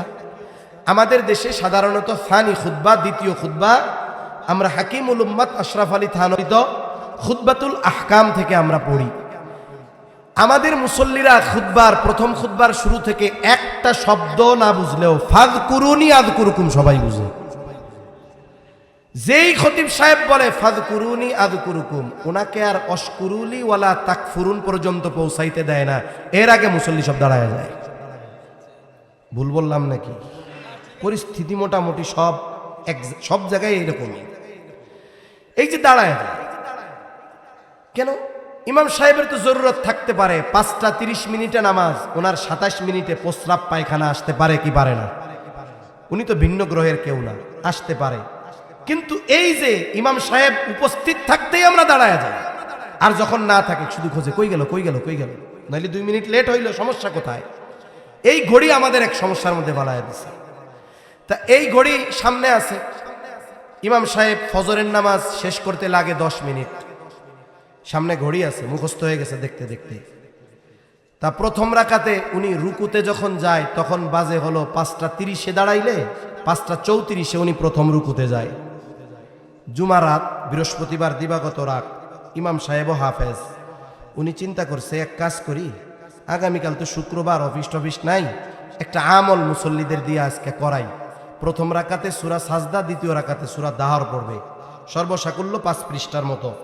এখন উনি কেরাত শুরু করছে, মুসল্লির হিসাব 34-এ উনি রুকুতে যাবে, কিন্তু ইমাম সাহেব তো আজকে প্রথম রাকাতে পড়বে 3 পৃষ্ঠা। কয় পৃষ্ঠা? 1 পৃষ্ঠা শেষ হয়েছে, 34 বেজে গেছে, 35, কিরে রুকুতে যায় না কেন? মুসল্লির মাথা খারাপ হয়ে গেছে নামাজের মধ্যে। 36 বাজার আগেই সিগন্যাল দেওয়া সারা। মুসল্লিদের সিগন্যাল বুঝেন? হ্যাঁ, জাতীয় সিগন্যাল। 35 বাজে সিগন্যাল দিছে, 36 বাজতেছে, কিরে এখনো রুকুতে যায় না কেন? এবার পিছন থেকে ওনারে অনুসরণ করে আরো কয়েকজন শুরু করছে। ইমাম সাহেব চিন্তা করছে এই সূরার একটা সেজদা আছে, ওই পর্যন্ত পৌঁছানোর তৌফিক আমার নাই। আল্লাহু আকবার। আচ্ছা, নামাজ শেষ করলেন তিনি, মনে করেন সূরা 2টাই শেষ করছে, 5 মিনিট বেশি নাইলে লাগলো, 3 পৃষ্ঠা বেশি পড়ছে, একটু ধীরে 5 মিনিট বেশি লাগছে। অন্যদিন 10 মিনিট, আজকে ফজরে লাগছে 15 মিনিট, কয় মিনিট বেশি? একটু চিন্তা করেন, এই 5 মিনিট কোন জায়গায় ছিলাম? ইমানের পরে সবচাইতে গুরুত্বপূর্ণ ইবাদতে। এখানে কি হইতেছে? বলে আল্লাহর সাথে কথা হচ্ছে। কার সাথে? জোরে বলেন, কার সাথে? হাদিসের মধ্যে আসছে না, ইমাম সাহেব বলে আলহামদুলিল্লাহি রাব্বিল আলামিন, আল্লাহ জবাব দেয় হামিদানি আবদি, আমার রব জবাব দেয় যে আমার বান্দা আমার প্রশংসা করছে। সুবহান। কথা চলতেছে কার সাথে? অন্যদিন 10 মিনিট চালাইতো ফজরে, আজকে কয় মিনিট চালাইছে? অথচ এই 5 মিনিটে সবগুলো কাশির রোগী হয়ে গেছে। অথচ ওই মুসল্লি ফজর শেষ করে 5টা 45-এ বের হয়েছে, চায়ের দোকানে বসছে মসজিদের পাশে, 10টা 45 বাজে, কোনো খুক্কুর কাশি নাই, 5 ঘন্টা চলে গেছে, একটু বিরক্তি আসে নাই। ঠিক কিনা বলেন? তাহলে এই 5 মিনিট কি কাজে ছিল? ভালো কাজে। সময়টা কি মনে হয়েছে? অনেক লম্বা। 5 ঘন্টা কি কাজে ছিল? অহেতুক কাজে, চোখের পলকে চলে গেছে, এই সময়টা অল্প মনে হয়েছে। তার মানে কি বুঝলেন? হযরত বলতেছে যে ভালো কাজ, নেক কাজে সময়টাকে আল্লাহ প্রলম্বিত করে দেয়, আর গুনার কাজ সময় অনেক সময় মুহূর্তের মধ্যে চলে যায়। মানুষ মারা যাবে, মারা যাওয়ার পরে মানুষ কথা বলে, এটা নবীজি সাল্লাল্লাহু আলাইহি ওয়াসাল্লাম বলছেন। মানুষ কথা বলে, তবে ওই মরা মানুষের কথা আমরা শুনতে পারি না। যদি শুনতে পারতাম, নবীজি বলেন, তাইলে দুনিয়ার মানুষ ভয়ে দাফন কাফন বাদ দিয়ে দিত। মরা মানুষ কথা বলে, আমরা না শুনলেও শোনে কে? একটু আওয়াজ দিয়ে এখন। আল্লাহ তাআলা শোনে। বলে দুনিয়াতে যেই মানুষগুলো সময়কে অপচয় করে, গুনার কাজে ব্যয় করে, পাপের কাজে ব্যয় করে, ভালো কাজ করে নাই, চায়ের দোকানে বসে সময় কাটায়, মোবাইল ফেসবুক ইন্টারনেটে সময় কাটায় দেয়, খেলাধুলার মধ্যে সময় কাটায় দেয়, এই ধরনের মানুষ যারা, তারা মারা যাওয়ার পর দুনিয়ার এই সময়গুলোর জন্য তারা আফসোস করবে। আফসোস করে আল্লাহর কাছে একটা ফরিয়াদ করবে, ফরিয়াদ করে বলবে, ফায়াকুলা রব্বি লাউলা আখরতানি ইলা আজালিন করিব ফাআসাদ্দাক ওয়া আকুম মিনাস সলিহিন। যেই মানুষগুলোকে আল্লাহ দুনিয়ায় সম্পদ দিয়েছিল, যেই মানুষগুলোকে আল্লাহ তাআলা সময় দিয়েছিল, বলে আল্লাহ প্রদত্ত ওই রিজিক থেকে তারা দান সাদকা করে নাই, ভালো কাজে ব্যয় করে নাই। সময় ছিল কোরআন তিলাওয়াতের, সময় ছিল মসজিদে বসার, সময় ছিল দাওয়াত ও তাবলীগের মেহনতে যাওয়ার, সময় ছিল ওলামা হযরতদের মজলিসে বসার, দ্বীনি মাহফিলগুলোতে বসার, বসে নাই। ওই মানুষগুলো আফসোসের সাথে বলবে, ও রব, যদি আমাকে সামান্য সময়ের জন্য একটু অবকাশ দেওয়া হতো, তার মানে আবার যদি একটু কিছু সময়ের জন্য হায়াত দিয়া দুনিয়ায় পাঠাইতেন ও রব, আমি আমার সম্পদ থেকে সদকা করতাম, ওয়া আকুম মিনাস সলিহিন, আমি ওই সময়গুলোতে সৎকর্ম করতাম, নেক কর্ম করতাম, এত বেশি ভালো কাজ করতাম যে আমি সৎ কর্মশীলদের অন্তর্ভুক্ত হয়ে যাইতাম। বলেন তো, মৃত্যুর পরে ওই ব্যক্তি আল্লাহ তাআলার কাছে যত আবেগ দরদ নিয়ে সামান্য সময়ের জন্য দুনিয়ায় আসার সুযোগ চাওক না কেন, আল্লাহ তাআলা এক সেকেন্ডের জন্য তাকে অবকাশ দিবে নাকি? এক মুহূর্তের জন্য আসতে পারবে না। অথচ যেই জিনিসটার জন্য সে আফসোস করবে, সেই হায়াত সময় আমার আপনার আছে না নাই? আফসোস, এটার কদর করতে পারতেছি না। পারবো তখন, কিন্তু যখন করার কিছু থাকবে না। এজন্য অনুরোধ, সময়টা নষ্ট করব না, অহেতুক মজলিসে সময় ব্যয় করব না। হাকিমুল উম্মাত আশরাফ আলী থানভী রহমাতুল্লাহি আলাইহি বলেন, দুই ধরনের মজলিস ছাড়া সব মজলিসগুলো অনিরাপদ। এক নাম্বার বলে দ্বীনি মজলিস, এটা তো সর্বোচ্চ নিরাপদ। দুই নাম্বার বলে জাগতিক বৈধ উপকারী মজলিস। বৈধ উপকারী মজলিস, এই দুই মজলিস ছাড়া যত মজলিসে আমরা সময় ব্যয় করি, এই সময়গুলো আমার জীবন থেকে হারিয়ে যাচ্ছে। তাহলে নবীজি সাল্লাল্লাহু আলাইহি ওয়াসাল্লাম বলেন, ওয়ায়াতাকারাবাজ জামান, সময় নিকটবর্তী হয়ে যাবে। এর দ্বারা উদ্দেশ্য হলো সময় থেকে বরকত উঠে যাবে। একটু চিন্তা করেন, মুরব্বীরা অনেকে মাঝে মধ্যে বলে, হায় রে, আগে মনে হইতো দিন যায় না, এখন কোন দিয়া খালি ঘন ঘন শুক্রবার আসে। এটাই বাস্তবতা। আগের মানুষের সময়ের বরকত ছিল। একটু চিন্তা করেন, সদর সাহেব হুজুর রহমাতুল্লাহি আলাইহি, উনি কি পরিমাণ লিখনির খেদমত করছে, লেখছে না? অনেক হাজার হাজার পৃষ্ঠা উনি লেখছে। এখন তো লেখার কত সুবিধা, এখন হাতে টাইপ করা যায়, বলে তাও দরকার নাই, খালি মুখ দিয়া বলবে, টপ টপ করে কম্পিউটারে উঠে যাবে। কিন্তু ওই জামানায় এখনকার মতো দ্রুত গতিতে চলার মতো কলম ছিল না, কলম বানায় লেখা লাগতো, কত ঝামেলা। এরপরেও চিন্তা করেন, সদর সাহেব হুজুর রহমাতুল্লাহি আলাইহি কত দ্বীনি খেদমত করেছেন, দেশব্যাপী কত মাদ্রাসা হযরতের। এরপরেও ওই শত ব্যস্ততার মধ্যে উনি যা লিখে গেছে, আমরা আমাদের গোটা হায়াতে ওটা পড়েও শেষ করতে পারি না। এত লিখতে পারছে কেমনে? এত খেদমত কেমনে হয়েছে? বলে ওনার হায়াত তো আর 300 বছর ছিল না, পারল কেমনে? বলে ওই হায়াতের মধ্যে বরকত দিয়ে দিয়েছেন কে?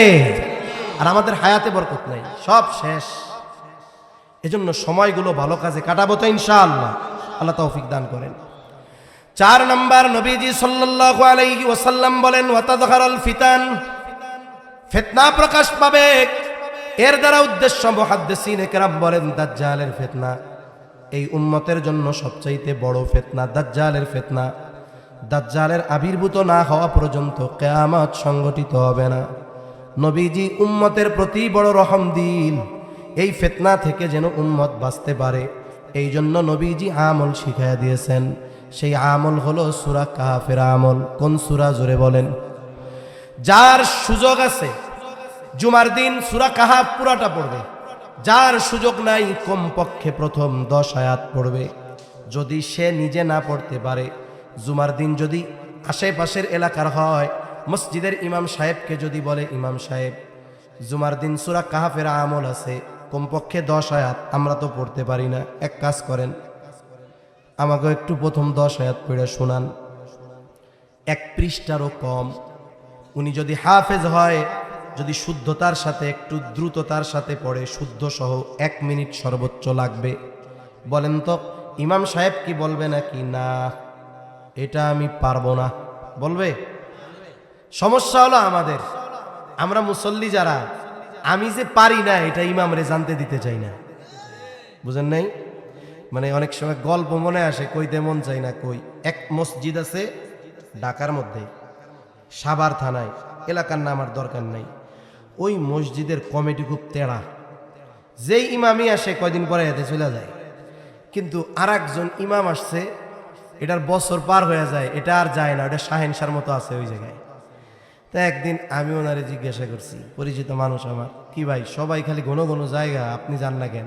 কয় সিস্টেম আছে। কি সিস্টেম? কয় আমি আইসাই পরের দিনই মুসল্লি সবগুলারে নিয়ে বসছি, যে বেটাদের বেশি বেটার বেটার করে খেয়াল করছি, একটারে দাঁড়া করাই দোয়াই কুনুত কন, সূরা ফাতিহা কন। এখন যেটি বেশি বড় বড় করে ওইটাই এসে আমার কাছে খালি মেও মেও করে। কারণ কি হুজুর, পাবলিকের মধ্যে আর দোয়াই কুনুত জিগায় না, আল্লাহর রাস্তায় ইজ্জতটা খাইয়েন না। এই জন্য মুসল্লি চিন্তা করে, আমি যে এটা পারি না, এটা কি হুজুরকে বুঝতে দেওয়া যাবে? আমি হুজুরের কত ধমক দেই, কত গরম কথা কই, তা আমি যে দোয়াই কুনুত পারি না, আমার যে সূরা ফাতিহা শুদ্ধ না, এটা যদি ইমাম যায় না যায়, ইজ্জত থাকবো? এজন্য আমরা ইমামের কাছ থেকে দূরে থাকি, এটা ঠিক না। এখন এই লজ্জায় যদি দূরে থাকি, নিজের ভুলগুলাকে যদি ঠিক না করি, তাহলে তো আমল শেষ হয়ে যাচ্ছে। দুনিয়ায় লজ্জার কারণে আখেরাতে ডান্ডার বাড়ি আছে না নাই? দুনিয়ার লজ্জা বাদ দিয়া লজ্জাকে গ্রহণ করে আখেরাতে ডান্ডার বাড়ি থেকে বাঁচাই ভালো, ঠিক কিনা? এজন্য ইমামরা যদি বলেন, উনি না বলবেন না, শোনাবে। ওই যে যেমন ফাজকুরুনি আজকুরুম কুম শুনতে শুনতে মুখস্থ হয়ে গেছে, এক বছর প্রত্যেক জুমার দিন 2-3 বার শুনবেন, দেখবেন এক বছর পরে কমপক্ষে ওই 10 আয়াতের হাফেজ আপনি হয়ে যাবেন। বুজুর্গানে দিন কি বলেন, আমাদের আকাবির যারা, এনাদের তীক্ষ্ণ চিন্তাধারা যে কত, আল্লাহ তাআলা যে এনাদের বুঝের কি গভীরতা দিছে, চিন্তা করলে মাঝে মধ্যে অবাক লাগে। তা বলেন যে এই আমলটা কত পাওয়ারফুল। কিয়ামতের আগে এই উম্মতের জন্য সবচাইতে বড় ফিতনা দাজ্জালের ফিতনা। এই দাজ্জালের ফিতনা থেকে বাঁচার আমল কি? বলে সূরা কাহাফ। বলে যে সূরা কাহাফের আমল দাজ্জালের মতো এত বড় ফিতনা থেকে উম্মতকে বাঁচাবে। দাজ্জাল আসার আগে একের পর এক এই উম্মতের উপরে হাজারো ফিতনা আসবে। এই যে কাদিয়ানি ফিতনা, এরকম ফিতনা এক একটা আছে না? হিজবুত তাওহীদের ফিতনা আছে না? একের পর এক ফিতনা আসবে। সত্য হক বাতিল পার্থক্য করা কঠিন হবে। বলে ওই সময়ও যারা সূরা কাহাফের আমলকে জারি রাখবে, আল্লাহ তাআলা দাজ্জাল আগমনের আগে যত ফিতনা আসবে, ওই ফিতনাগুলো থেকেও এই আমলের বরকতে ইনশাআল্লাহ তারা বেঁচে যাবে। সুবহান। এজন্য আমলটা গুরুত্ব দিয়ে করব তো ইনশাআল্লাহ। আমাদের বুজুর্গরা বলেন, গুরুত্ব কত দিব? কিছু আমল আছে, গুরুত্বটা কেমন দিব? বলে ভাত না খাইয়াও কয়েকদিন বাঁচা যায় হায়াত যদি থাকে। পানি না খাইয়াও একটা প্রতিবেদন দেখলাম 22 দিন বেঁচে থাকতে পারে। কিন্তু আল্লাহ তাআলা বেঁচে থাকার জন্য কিছু আসবাব আমাদের জন্য আবশ্যকীয় করে দিয়েছেন। এর মধ্যে একটা হলো শ্বাস প্রশ্বাস, অক্সিজেন নেওয়া, কার্বন ডাই অক্সাইড ছাড়া। ভাত না খাইয়া এই জায়গা সবাই, রাত্রে না খাইলেও থাকতে পারবেন, সকালে না খাইয়াও থাকতে পারবেন, চ্যালেঞ্জ নেওয়া যাবে। কিন্তু কেউ একটু চ্যালেঞ্জ দিবেন যে 5টা মিনিট নাক মুখ ঠাইসা ধরে রাখবেন, শ্বাস নিবো না ছাড়বো না, আমি বেঁচে থাকবো। আসি কেউ? জোরে বলেন আসি। এই শ্বাস প্রশ্বাস বেঁচে থাকার জন্য যেমন জরুরি, সূরা কাহাফের এই 10 আয়াত আমরা আমাদের জীবনের জন্য এরকম জরুরি বানাবো কোন ইনশাআল্লাহ। 5 নম্বর, নবীজি সাল্লাল্লাহু আলাইহি ওয়াসাল্লাম বলেন, ওয়াতাকসুরাল হারাজ, কিয়ামতের আগে হত্যাকাণ্ড বেড়ে যাবে। ওহুয়াল কাতলুল কাতল, এটা হলো পারস্পরিক হত্যাকাণ্ড। নবীজি যখন বললেন হারজ বেড়ে যাবে, সাহাবায়ে কেরাম জিজ্ঞাসা করেন, ইয়া রাসূলুল্লাহ সাল্লাল্লাহু আলাইহি ওয়াসাল্লাম, আমরা তো প্রতি বছর যুদ্ধের ময়দানে হাজার হাজার মুশরিকদের হত্যা করি, এটাও কি হারজ? নবীজি বললেন, না, এটা হারজ নয়। হারজ হলো পারস্পরিক তথা মুসলমানদের নিজেদের মধ্যে হত্যাকাণ্ড বাড়বে, প্রতিবেশী প্রতিবেশীকে হত্যা করবে। আরেক বর্ণনায় আসছে, নবীজি প্রতিবেশীর হকের কথা বর্ণনা করতে গিয়ে বলেন, কিয়ামত ততক্ষণ পর্যন্ত সংগঠিত হবে না যতক্ষণ না এক প্রতিবেশী অপর প্রতিবেশীকে হত্যা করবে। প্রতিবেশীর হকের বিষয়টা কত কঠিন, যে প্রতিবেশীর সাথে খারাপ আচরণ, এই ধরনের হত্যাকাণ্ড সংগঠিত হওয়া, এটা কিয়ামতের আলামত। অথচ আমি গ্রামের মানুষ, তো শহরে থাকি কিন্তু গ্রামের মানুষ, কিন্তু এমন কোন পরিবার নাই যেই পরিবারের সাথে পাশের প্রতিবেশীর দ্বন্দ্ব নাই। হাজারে 1-2টা পাওয়া যাবে কিনা আমি জানি না, কিন্তু সবার আছে। হুজুর হোক, মুসল্লি হোক, যা হোক তা হোক, কোনো না কোনোভাবে দ্বন্দ্ব আছেই প্রতিবেশীর সাথে। এই বিষয়টা আমাদের দূর করতে হবে। নবীজি সাল্লাল্লাহু আলাইহি ওয়াসাল্লাম প্রতিবেশীর হকের ব্যাপারে বলেন, জিবরাইল আলাইহিস সালাম আমাকে প্রতিবেশীর হকের ব্যাপারে এত গুরুত্ব দিচ্ছিল, আমি মনে করছি তো মনে হয় এর ওয়ারিশ বানায় দেওয়া হবে, অথচ সেই প্রতিবেশীর সাথে আমাদের ভালো সম্পর্ক নাই। নবীজি বলেন, প্রতিবেশী প্রতিবেশীকে হত্যা করবে, চাচা ভাতিজাকে হত্যা করবে, ভাই ভাইকে হত্যা করবে। বলেন তো সময়ের সাথে সাথে এই ধরনের হত্যাকাণ্ড বাড়তেছে না কমতেছে? এই পৃথিবীতে আমরা তো চিন্তা করি গোটা পৃথিবীতে মুসলমানেরা মাজলুম। গোটা পৃথিবীতে যদি দৈনিক 100 মুসলমান হত্যা করে কাফেররা, কথার কথা, কাফেরদের দ্বারা যদি মুসলমান হত্যার শিকার হয় 100, কয়শো? তাহলে দৈনিক গোটা পৃথিবীতে এক মুসলমানের দ্বারা অপর মুসলমানের হত্যাকাণ্ড সংগঠিত হয় মিনিমাম 1000। তার মানে মুসলমানদের কাফেররা বেশি মারে না মুসলমানরা বেশি মারে? এই যে পারস্পরিক হত্যাকাণ্ড বাড়ছে, ব্যক্তিগত কারণে, পারিবারিক কারণে, সামাজিক কারণে, রাজনৈতিক কারণে, অর্থনৈতিক কারণে, আধিপত্য বিস্তারের কারণে, জমি জমার দ্বন্দ্ব নিয়া, কিছু কিছু জেলা আছে লুডু খেলা নিয়া, লাগে কি লাগে না? একেবারে তুচ্ছ কারণে গোটা গ্রামবাসী একেবারে টেটা যুদ্ধ লাগায়া দেয়। এই যে হারজ বাড়তেছে, এটা বাড়বে। অথচ চিন্তা করেন, একজন মুমিনকে তো গালি দেওয়াও অন্যায়ভাবে নিষেধ ছিল। নবীজি সাল্লাল্লাহু আলাইহি ওয়াসাল্লাম বলেন, সিবাবুল মুমিনি ফুসুকুন ওয়া কিতালুহু কুফর। মুমিনকে গালি দেওয়া ফাসিকি, হত্যা করা কুফরি। একজন মুমিনকে হত্যা করা এটা কেমন পাপ? গোটা পৃথিবীর সব মানুষকে হত্যা করার সমপরিমাণ পাপ একজন মুমিনকে হত্যা করা। এজন্য আমরা হত্যাকাণ্ড বহুদূর, আমাদের দ্বারা যেন আর একজন মুমিন ভাই মৌখিক আচরণেও কষ্ট না পায়, জাগতিক কারণে। তবে দ্বীনি কারণ হলে বাপকেও ছাড় নাই, ঠিক কিনা বলেন? আবু উবাইদা ইবনুল জাররা দেখাই দিছে না বদরের যুদ্ধের ময়দানে? নবীজির প্রতি বারবার আবু উবাইদার আব্বা জাররা বারবার আক্রমণ করতে যাচ্ছে, একবার দুইবার তিনবার ফিরায় দিছে। চতুর্থবার চিন্তা করছে এবার ওরে ছাড়া যাবে না। এইবার যেই রাসূলের দিকে সে আক্রমণ করার অপচেষ্টা করছে, একবারে জায়গায় শোয়াই দিছে। বাপরে, কাফেররা তো বলা শুরু করছে, দেখছো নি কি ধর্ম মুহাম্মাদের, পুলাই বাপরে মেরে ফেলছে। নবীজি সাল্লাল্লাহু আলাইহি ওয়াসাল্লাম চিন্তিত হয়ে গেছেন, কি ঘটনা ঘটে গেল। আর আল্লাহ তাআলা এই ঘটনায় খুশি হয়ে আয়াত নাজিল করে দিয়েছেন, তাহলে ইমানদার ইমানের ব্যাপারে, দ্বীনের ব্যাপারে বাপকেও ছাড়বে না। কিন্তু দুনিয়া বা জাগতিক কারণে একটা মুমিনকে ফুলের টোকা দিয়েও কষ্ট দিবে না, ঠিক কিনা বলেন? মুসলমান কি শুধু গরু খাইলেই হওয়া যায় নাকি? মুসলমান কি শুধু ছোটবেলায় মুসলমানই নিছে এই জন্যই মুসলমান না?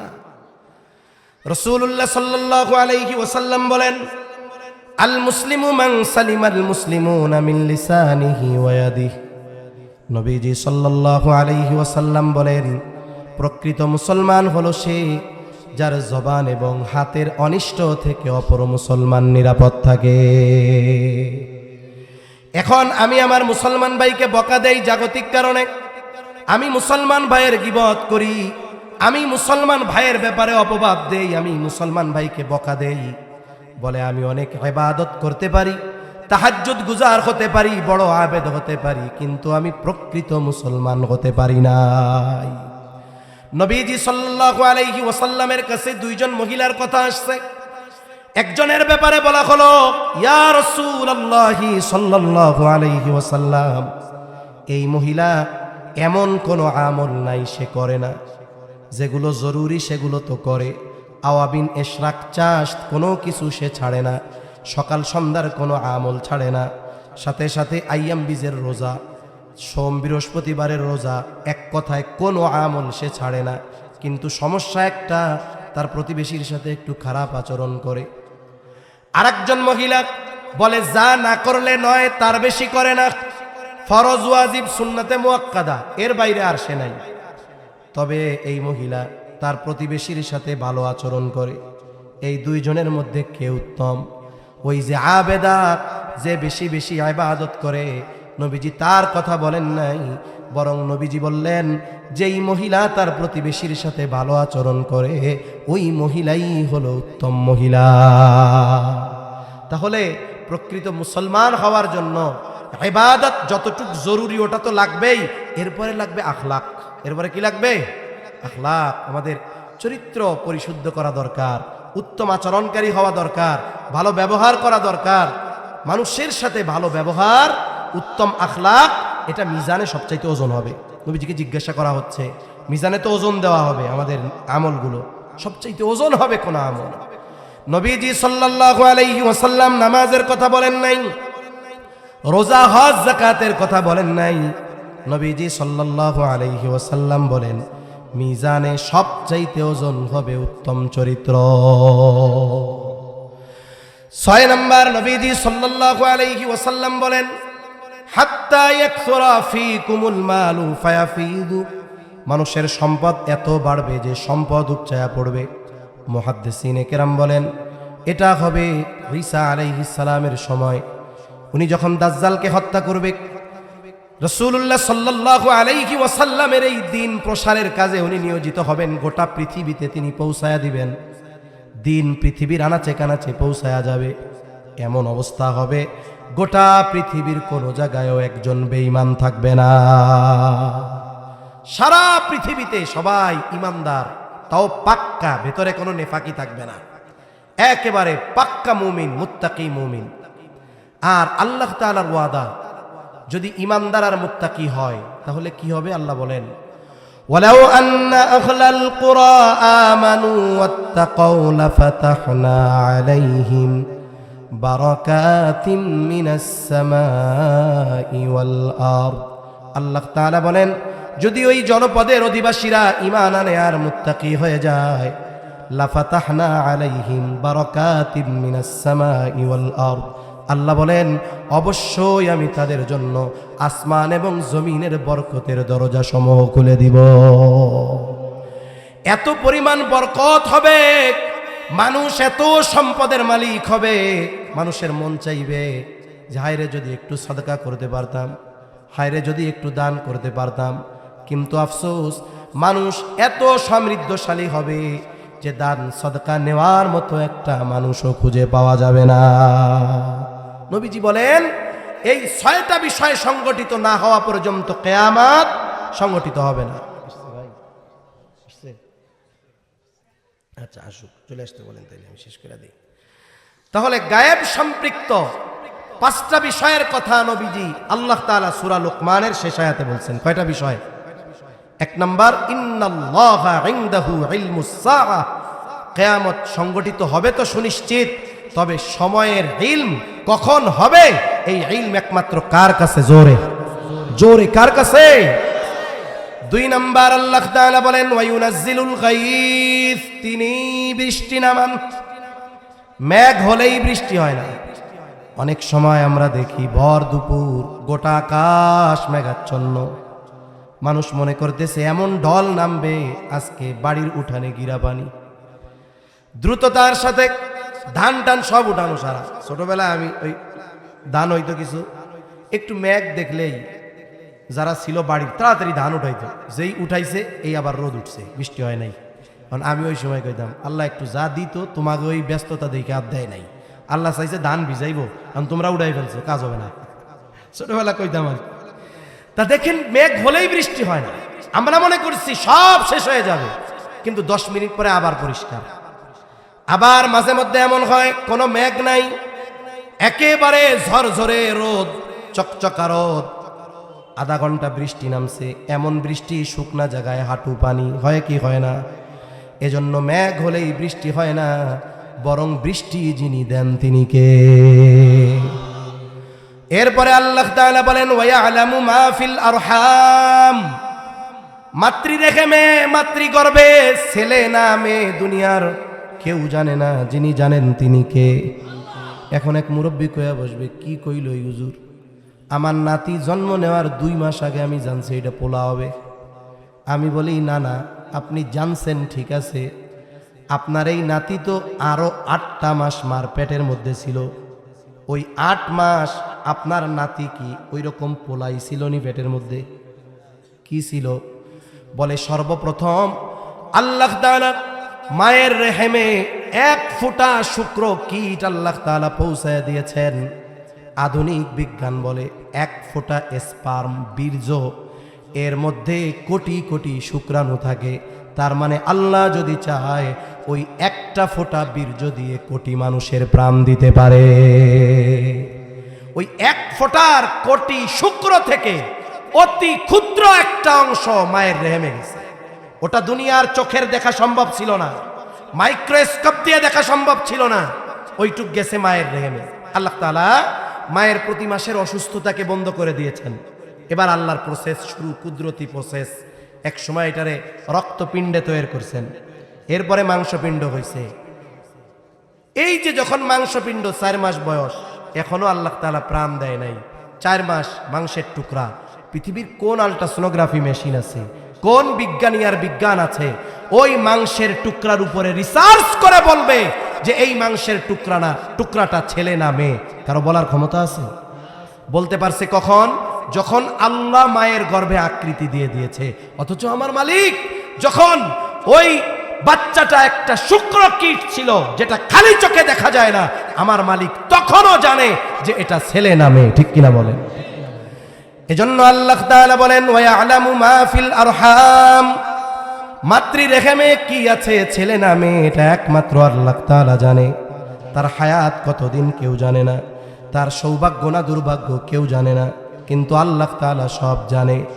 এরপরে আল্লাহ তাআলা বলেন ওয়া মা তাদরি নাফসুম মাযা তাকসিবু গাদা, কেউ জানে না আগামী দিন সে কি উপার্জন করবে। সাধারণত মানুষের 2 হালত, মানুষের অবস্থা 2টা হয় অধিকাংশ সময়। একটা হলো তার কোনো অভাব নাই, সম্পদ আছে, সম্মান আছে, সুস্থতা আছে, সব আছে, জাগতিক যত আসবাবকে আমরা নেয়ামত মনে করি সব আছে। এখন নেয়ামত পাবার পর আমাদের কি হওয়া দরকার ছিল? বলে শাকের। কি হওয়ার দরকার ছিল? এখন ও শুকুর তো করে না, ও এখন করে ফখর। তাহলে সম্পদ যার আছে, আল্লাহ যারে ভালো রাখছে, সে কি করবে? জোরে বলেন শুকর। সে কি করবে? শুকর। এখন যার আছে সে শুকর না কইরা সে করে ফখর। এখন আবার যার নাই, অনেকে আছে নামাজি, 5 ওয়াক্ত নামাজ পড়ে, ভালো মানুষ, কিন্তু অভাবে আছে। সে কয় নামাজ কালাম আমি পড়ি, আল্লাহ অভাব খালি আমারই দেন। মানে সে হলো হতাশ। অবস্থা এই 2টার যাই হোক, সন্তুষ্ট থাকতে হবে কার উপরে? এখন যার আজকে কিছু নাই, ও কি জানে যে আগামীকাল ওর এই অবস্থা থাকবে কিনা? আজকে যার অঢেল পরিমাণ আছে, ও জানে যে আগামীকাল এটা তার থাকবে কিনা? একটা কবিতা আছে না, নদীর এপাড় ভাঙে ওপাড় গড়ে, এই তো নদীর খেলা, সকাল বেলার ধনীরে তুই ফকির সন্ধ্যাবেলা। এজন্য আজকে যে অবস্থার উপরে আমি আছি, আমি অহংকার করব না, ভালো থাকলে আমি শুকর করব, আর যদি কষ্টে থাকি সবর করব, আল্লাহর কাছে সাহায্য চাইব, কারণ কেউ জানে না আগামী দিন সে কি উপার্জন করবে। এরপরে আল্লাহ তাআলা বলেন ওয়া মা তাদরি নাফসুম বিআইয়ি আরদিন তামুত, কেউ জানে না কোন জমিনে তার মৃত্যু হবে। আমাদের মৃত্যুর স্থান এবং সময় সুনির্ধারিত, তবে আমরা জানি না, যিনি জানেন তিনি কে? আল্লাহ তাআলা। যার মৃত্যু যে জায়গায় লেখা, নবীজি বলেন যদি কোনো প্রয়োজন তার ওই জায়গা নাও থাকে, আল্লাহ তাআলা প্রয়োজন সৃষ্টি করে তাকে ওই জায়গায় নিয়ে যায়। আপনাদের শরীয়তপুরের অনেক মানুষ বিদেশে আছে না, ইটালি আছে, অন্যান্য দেশে আছে, যারা যায় প্রবাসে, এরা কি মরার নিয়তে যায়? এরা যায় একটু সচ্ছলতা অর্জনে, টাকা পয়সা উপার্জন করতে, পরিবারের মুখে হাসি ফোটাতে, কিন্তু ওই জায়গায় যেয়ে মারা যায়। প্রতিদিন এয়ারপোর্টে লাশ আসে। কেন? বলে ওই জায়গায় আল্লাহ তার শুধু রিজিক লিখে রাখছে তা না, মৌতটাও আল্লাহ ওই জায়গায় লিখে রাখছে। প্রয়োজন কি? রিজিক। নিয়ে গেছে ওই জায়গায় আল্লাহ তাআলা মৌত সেট করে রাখছে। এজন্য আমরাও জানি না যে এখান থেকে আমরা বাসায় যেতে পারবো কিনা, আগামী দিনের সূর্যোদয় আমরা দেখতে পারবো কিনা। কোনো নিশ্চয়তা আছে? কোনো নিশ্চয়তা নাই। এজন্য যেহেতু এই সময়টা একমাত্র আল্লাহ তাআলা জানে, আমরা যদি বুদ্ধিমান হই তাহলে কি করা দরকার? বলে এই মৃত্যুর জন্য সর্বহালতে নিজেদের প্রস্তুত রাখা দরকার। আমি যদি এখনই মারা যাই, আমার আখেরাত যেন সুন্দর হয়। আমি যদি কাল মারা যাব, যদি হায়াত শেষ হয়ে থাকে, আমার যেন আখেরাত সুন্দর হয়। এই প্রস্তুতির আলোকে আমরা যদি জীবন গড়তে পারি তাহলে